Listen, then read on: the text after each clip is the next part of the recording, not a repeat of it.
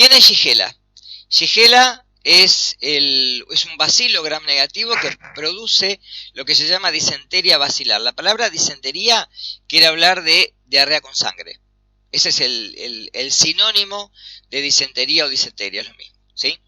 Son bacilos gram negativos y en este caso inmóviles, a diferencia de los otros. O sea que acá no hay antígenos flagelares. Son también anaerobios facultativos.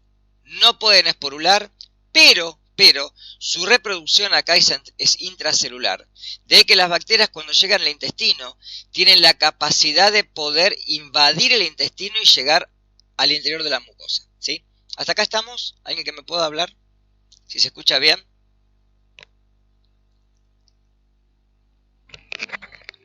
A ver, si subís el volumen y te escucho, decime.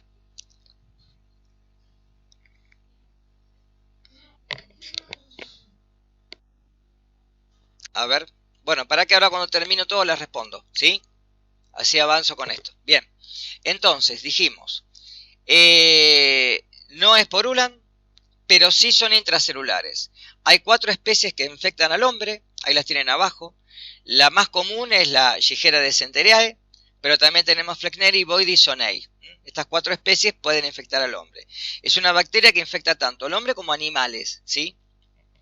Pero la infección en el hombre generalmente está asociada generalmente al consumo de alimentos contaminados. Y generalmente contaminados por presencia humana. Es decir, acá la higiene del hombre es muy importante. Porque hay algunos portadores que pueden ser asintomáticos. Y esto es muy importante. No saben de la importancia de esto y al no higienizarse las manos, que les parezca mentira, pueden llevar esta bacteria a los alimentos, ¿sí? De ahí que generalmente uno tenga que tener cuidado con la higiene a nivel de los comedores y a nivel de lo que se hace a nivel industrial, fundamentalmente. ¿Qué es la shigelosis? ¿Sí? Es una enfermedad que se da por la ingestión de alimentos contaminados con materia fecal humana, lo que acabo de decir recién, ¿sí? Es decir, es muy raro que la infección se dé a través de la contaminación con materia fecal de animales, ¿sí? Porque es una enfermedad que en los animales en forma natural no se conoce, ¿sí? A ciencia cierta. Los animales pueden en su tránsito intestinal tener esta bacteria, pero no manifiestan enfermedad. Pero el hombre puede ser un portador asintomático. De ahí que hay que tener mucho cuidado con los manipuladores, ¿sí? De ahí que el hombre infecta a otros hombres, donde no hay hábitos higiénicos que sean los adecuados para para permitir que esta enfermedad digamos, llegue al hombre. La dosis infectiva, fíjense que a diferencia de la anterior es muy baja. Hoy hablábamos de más de 1 millón de bacterias y acá estamos hablando de una dosis efectiva de 10 a la 2. 100 bacterias por gramo o por mililitro de alimento nos pueden enfermar. El periodo de incubación, hoy hablábamos de días, acá hablamos de 2 a 4 días. Por eso vamos a hablar de que una intoxicación es rápida, una infección está mucho más lejos, pero una toxoinfección está en el medio. Es decir, 2 a 4 días nos dan generalmente un cuadro de infección, ¿sí? Y en este caso, una toxoinfección. La fiebre generalmente acá es alta, ¿sí? Puede ser de hasta 41 grados centígrados, muy alta, y es también un síntoma particular de esta enfermedad.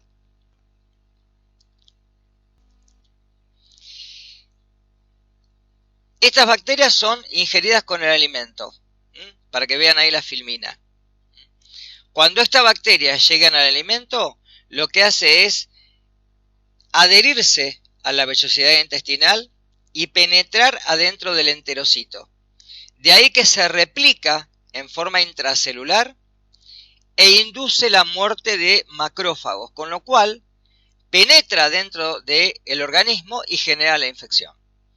Es decir, que acá vamos a encontrar que normalmente la infección primero es intestinal y después es extraintestinal, es decir, que se dirige a otros órganos, ¿sí? Con lo cual, de ahí la gravedad que puede revestir. Ahí están los distintos serotipos, el A, el B, el C y el D. Dependiendo del serotipo, del serogrupo, vamos a encontrar el tipo de patógeno que podemos encontrar en el alimento, ¿sí? Igual recuerden solamente, para que tengan idea, esto no falta que lo sepan de memoria, pero sí que hay distintos serogrupos o serotipos que son los que pueden generar cuadros infecciosos, dependiendo de la especie bacteriana a la cual pertenezcan. Nada más que eso.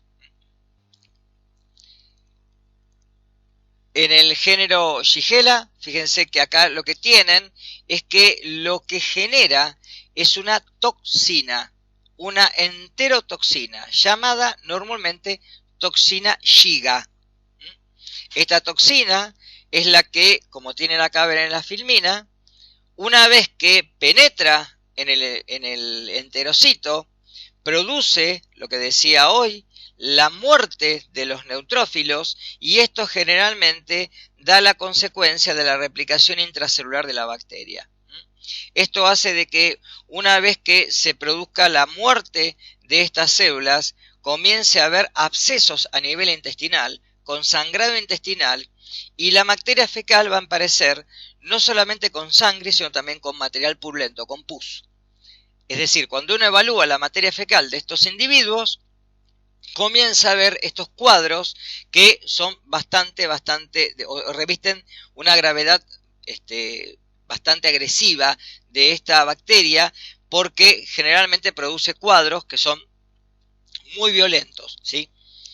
Esto da a consecuencia, ¿sí? Acá están los receptores, ¿sí? El factor nuclear potenciador de cadenas ligeras, que es un complejo proteico que lo que hace es controla la transcripción del ADN, y un sistema de secreción que es el que tienen las bacterias a través de un plásmido. ¿Se acuerdan que habíamos hablado de los plásmidos como ciertas estructuras bacterianas que tenían ciertos genes que producían, ¿sí?, en este caso, la citotoxicidad en macrófagos, ¿sí? Estas bacterias tienen estas enzimas y estas características que la hacen normalmente que pueda producir necrosis celular, muerte celular. Recuerden que la apoptosis, ¿sí?, es la inducida a través de los macrófagos, y esto produce la apoptosis normalmente de células intestinales. De ahí que la patogenia lo que reviste primero es la invasividad, es decir, pueden invadir la mucosa del intestino, fundamentalmente del hilio terminal. Y ahí se van al penetrar en el epitelio, se van a multiplicar y producen lo que se llama una septicemia o bacteriemia. Esto da hemorragias, y al dar hemorragias produce sangrado intestinal. Como dije recién, la enterotoxina es la toxina Shiga, es una proteína termolábil. El intestino obviamente no nos va a afectar la temperatura, porque la temperatura es la temperatura de 37 grados, o sea, no la vamos a poder inactivar. Y consta de subunidades que lo que hace es poder introducirse adentro de la célula intestinal y provocar esta diarrea que da el efecto de una toxoinfección. De ahí esa simbología abajo de TXI. Toxoinfección o toxiinfección es lo mismo. Lo van a encontrar en las dos maneras en los libros, ¿sí? Después de generalmente 2 a 4 días, las manifestaciones son: primero, fiebre, normalmente brusca, y una temperatura que puede llegar a los 40 centígrados o más. Dolor muscular, anorexia, es decir, falta de apetito, astenia, diarrea con cólicos y ruidos sedarios por la inflamación intestinal. Puede haber una pseudodiarrea. El paciente evacúa generalmente, como les dije recién, moco con sangre y pus. Y en ocasiones, un síntoma que es muy distinto de otras gastroenteritis, que es el tenesmo rectal. ¿Qué es el tenesmo rectal? Cuando uno tiene ganas de evacuar y ya no tiene que evacuar.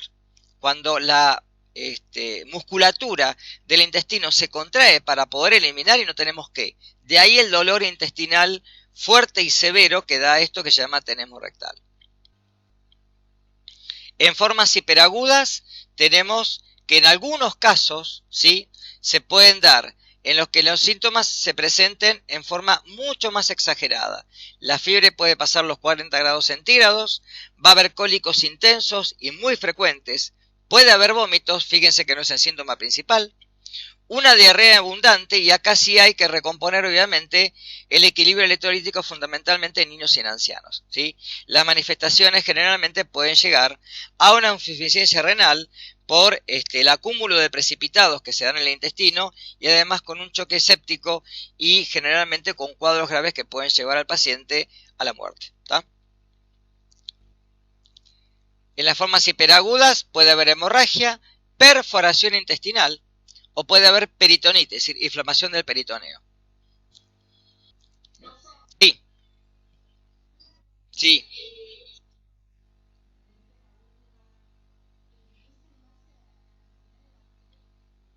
No, depende, fíjate, en relación a el tipo de especie que pueda generar la infección en este caso, ¿sí? Normalmente uno lo que hace, esto vamos a llegar después más adelante en la materia, cuando uno tiene un paciente con estas condiciones, puede evaluar en la materia fecal, a través del crecimiento bacteriano, estas cepas, y puede identificar serológicamente en condiciones que haya un brote, no en casos aislados, ¿sí? Casos aislados no se hace, pero en caso de que haya un brote, como hubo en la ciudad de Rojas, que van a ver más adelante en una de las fiminas que les puse, un caso real acá en la República Argentina, en la ciudad de la provincia de Buenos Aires, donde hubo un brote por el agua contaminada a través del agua de depósito de la localidad, en donde empezaron a haber pacientes y obviamente hubo que hacer un cuadro a nivel de epidemiológico y serológico de esta bacteria. Entonces, una vez que describe el serotipo, puede ver a través de esto qué tipo de bacteria es la que está generando el cuadro clínico. ¿Se entiende esto? Es decir, va a depender de la serología bacteriana, después de identificar y poder tratar a los pacientes. Normalmente cuando hay un caso aislado no se hace, pero en casos de brotes, ¿sí? En lugares sí se hace. ¿Por qué? Porque uno quiere ver, para tratar al paciente, de qué condiciones tratarla. ¿Se entiende eso? Bien. ¿Cómo se produce el cuadro clínico? Generalmente uno lo que hace es alimentarse con alimentos que están contaminados, que obviamente no revisten cambios organolépticos. Es decir, acá no tengo idea de que la bacteria esté en el alimento. Una vez que consumo el alimento, los alimentos contienen las bacterias, estas llegan al intestino y ahí se produce la reproducción bacteriana a nivel intracelular. Se inflama la mucosa y se produce una diarrea inicial.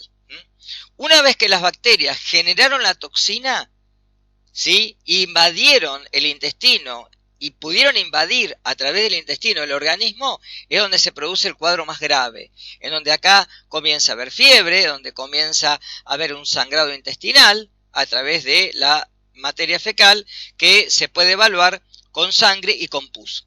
Y es ahí que uno generalmente acá tiene que tomar condiciones en el medio para ver qué hacer a través de un brote en este caso. ¿Estamos hasta acá? Bien. ¿Cuánto puede durar? Acá generalmente la evolución es autolimitante, pero en algunos casos, se puede tratar con medicación antibiótica, ¿sí? Cuando el caso es muy grave. Generalmente hay especies, por ejemplo Shigella sonei, que provocan una diarrea suave y generalmente a veces son cuadros más benignos, ¿sí? Pero acá, hasta no haber un control serológico de la especie que generó la patología, por eso hay que tener la precaución siempre de, a través de los pacientes, hacer el seguimiento, hacer de alguna manera también el seguimiento de algunos que pueden ser portadores asintomáticos de la enfermedad.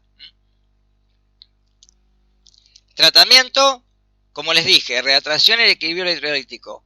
Normalmente, si hay que medicar, los antibióticos recuerden que para las bacterias lo único que podemos dar son antibióticos, es decir, estos fármacos que inhiben algún punto del metabolismo bacteriano, incluida la replicación del ADN. ¿Está claro? Entonces, los antibióticos de elección son ampicilina, las tetraciclinas o el sulfametoxazol. Estos antibióticos son los que generalmente se dan como antibióticos, ¿sí? Digamos, de primera línea, para poder evitar, ¿sí? Digamos, aparte, la infección o la reinfección en un paciente.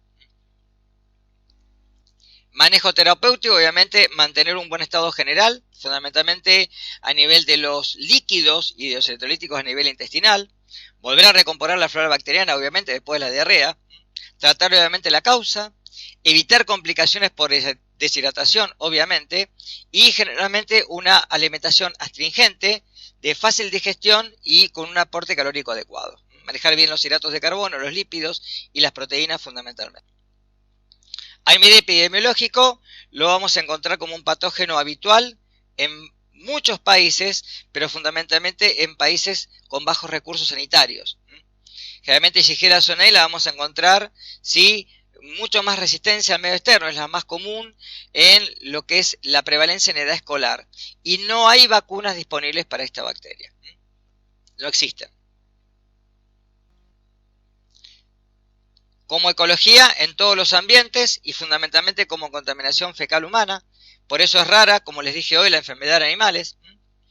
Alimentos implicados, normalmente alimentos que se mantienen a una temperatura inadecuada, por ejemplo, papas, puede estar en pescado, porque en el pescado se puede ser por contaminación del agua y de ahí la contaminación del pescado por compresión del intestino. Más adelante vamos a hablar qué pasa, por ejemplo, cuando los pescados llegan a puerto, ¿sí? ¿Qué ocurre cuando uno no mantiene la cadena de frío en alta mar, etcétera? Eso lo podemos abordar cuando llegamos a la parte de conservación de los alimentos, ¿sí? Y en alimentos crudos, obviamente, ¿sí? Recuerden que la bacteria no es termoestable. El calor no le es favorable. O sea que la buena cocción elimina las bacterias del alimento. Y como yo tengo que ingerir las bacterias vivas, ¿sí? Para que me puedan infectar, igual que en salmonela, la cocción adecuada es suficiente para poder eliminarlas porque no son esporuladas, ¿sí?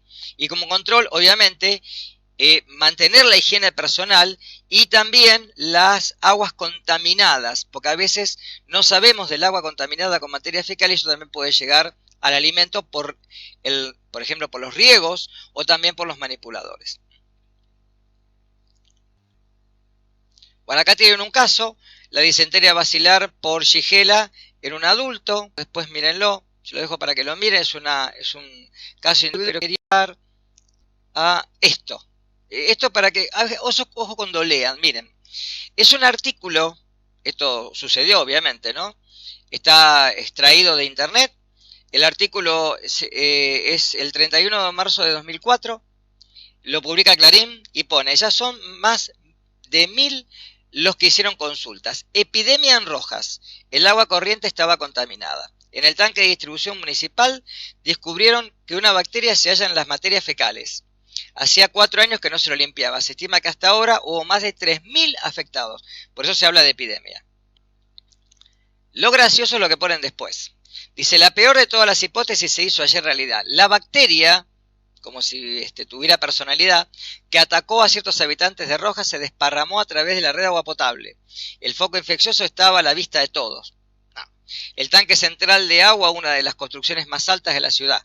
En muestras de agua del tanque que se analizaron, se detectó la presencia de Escherichia coli, en realidad Shigella. Después se rectificaron con esto. En otras palabras, esta agua estaba contaminada con materia fecal, posiblemente de origen animal.